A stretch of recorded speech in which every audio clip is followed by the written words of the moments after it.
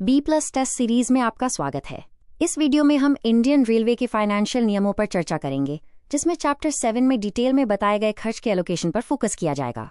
Basic principle है allocation बनाम classification. Allocation finance का सोर्स है, जैसे कैपिटल, रेवेन्यू या अलग अलग फंड्स। क्लासिफिकेशन बुक्स में डिटेल्ड हेड ऑफ अकाउंट है, जैसा कि अपेंडिक्स 1, 2 और 3 में बताया गया है। इंडियन रेलवे खर्च के लिए 10 मुख्य फाइनेंशियल डेस्टिनेशन का इस्तेमाल करता है, जो जनरल एक्सचेकर या रेवेन्यू से लिए जाते हैं। इनमें कैपिटल, रेवेन्यू और डीआरएफ, डीएफ, आरएसएफ, आरआरएसके और ईबीआरस, आईएफ, आईआरएफसीपी जैसे अलग अलग फंड शामिल हैं। कैपिटल में पहली लागत, नेट बढ़ोतरी और नए एसेट्स, जिसमें जमीन और नई लाइनें शामिल हैं। रेवेन्यू से खुलने के बाद मेंटेनेंस, ऑपरेशंस, स्टाफ की सैलरी, डीआरएफ में सालाना योगदान और खास लिमिट तक छोटे इक्विपमेंट को फंड किया जाता है। Depreciation reserve fund DRF renewal का इंजन है। ये रिप्लेसमेंट और रिन्यूअल, बेहतर बैलास्ट और रोलिंग स्टॉक मॉडर्नाइजेशन की लागत को कवर करता है। अगर रिप्लेसमेंट कॉस्ट ओरिजिनल कॉस्ट से कम है तो अंतर कैपिटल में वापस क्रेडिट कर दिया जाता है। डेवलपमेंट फंड डीएफ के 4 मुख्य पिलर हैं: पैसेंजर या यूजर की सुविधाएं, स्टाफ वेलफेयर, बिना पैसे वाले ऑपरेशनल सुधार और सेफ्टी इंफ्रास्ट्रक्चर पर फोकस करने वाले सेफ्टी काम। कोई काम फायदेमंद तब होता है जब उससे पैरा 204 के तहत तय रिटर्न मिलता है। रेलवे सेफ्टी फंड आरएसएफ को सीआरआईएफ डीजल पेट्रोल सेस से फाइनेंस किया जाता है और इसका इस्तेमाल level crossing, road over under bridge, gauge conversion और नई लाइनों के लिए किया जाता है। राष्ट्रीय रेल सुरक्षा कोष आरआरएस की, जो 2017-18 से 5 साल के लिए बनाया गया था, ट्रैक रिन्यूअल, ब्रिज और सिग्नलिंग जैसे बड़े सेफ्टी कामों को कवर करता है। एक्स्ट्रा बजटरी रिसोर्स ईबीआर 3 तरह के होते हैं।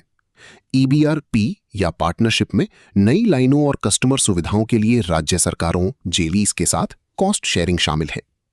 ईबीआर आईएफ भीड़-भाड़ वाले कॉरिडोर के लिए इंस्टीट्यूशनल फाइनेंस है।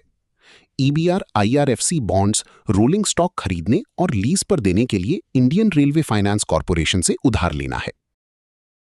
लैंड और नई लाइनों के खर्च का लाइफ साइकिल 4 स्टेज से गुजरता है। शुरुआती खर्च बाद में प्रोजेक्ट में ट्रांसफर कर दिए जाते हैं। लैंड एक्विजिशन का चार्ज हमेशा कैपिटल से लिया जाता है।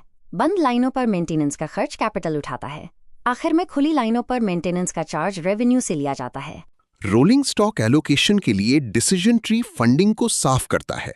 नया रोलिंग स्टॉक जो फर्स्ट इक्विपमेंट है, उसका चार्ज कैपिटल या ईबीआर से लिया जाता है।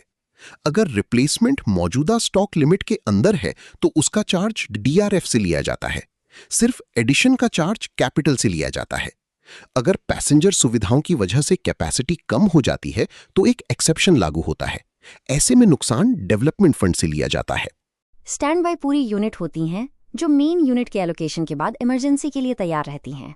स्पेयर पार्ट्स जैसे बॉयलर ट्यूब या आर्मेचर आमतौर पर स्टोर सस्पेंस अकाउंट के जरिए रेवेन्यू में चार्ज किए जाते हैं।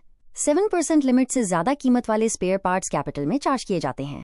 एसेट्स के इंटर रेलवे ट्रांसफर में डेप्रिसिएशन फॉर्मूला का इस्तेमाल होता है। वैल्यू की calculation run years, normal life years और ओरिजिनल या रिप्लेसमेंट कॉस्ट, जो भी ज्यादा हो, के आधार पर की जाती है।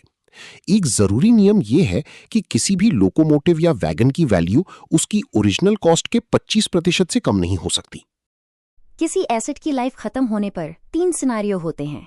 रेलवे के अंदर ट्रांसफर में कोई फाइनेंशियल एडजस्टमेंट नहीं होता, सिर्फ ओरिजिनल कॉस्ट और डेप्रिसिएशन रिकॉर्ड किया जाता है। कंडम स्क्रैप सेल्स में सेल अमाउंट और डेप्रिसिएशन, हाल के ओवरहॉल का एक परसेंटेज डीआरएफ डीएफ को क्रेडिट किया जाता है। छोड़े गए या खोए हुए एसेट अगर रिकवर नहीं होते हैं तो ओरिजिनल कैपिटल या रिलेटेड फंड को क्रेडिट किया जाता है। मास्टर डायग्नोस्टिक मैट्रिक्स अलग अलग सिनेरियो के लिए एलोकेशन पर क्लैरिटी देता है। उदाहरण के लिए, पहली बार वैगन खरीदना कैपिटल है, नई पैसेंजर सुविधाएं डीएफ है और रेगुलर ट्रैक मेंटेनेंस रेवेन्यू है। कैपेसिटी बढ़ाने के लिए पुराने लोकोमोटिव को बदलना डीआरएफ है, स्टाफ के लिए नया हॉस्पिटल बनाना डीएफ है और नए प्रोजेक्ट के लिए जमीन खरीदना कैपिटल है।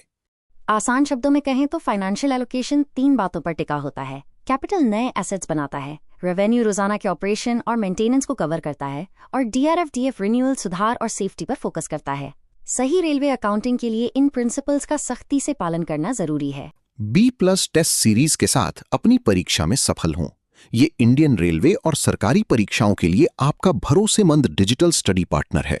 10,000 से ज्यादा डाउनलोड और 4.7 स्टार रेटिंग का फायदा उठाएं।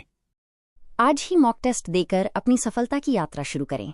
QR कोड स्कैन करें या दी गई जानकारी के जरिए हमसे संपर्क करें और B+ test series app download करें और पढ़ाई का आनंद लें।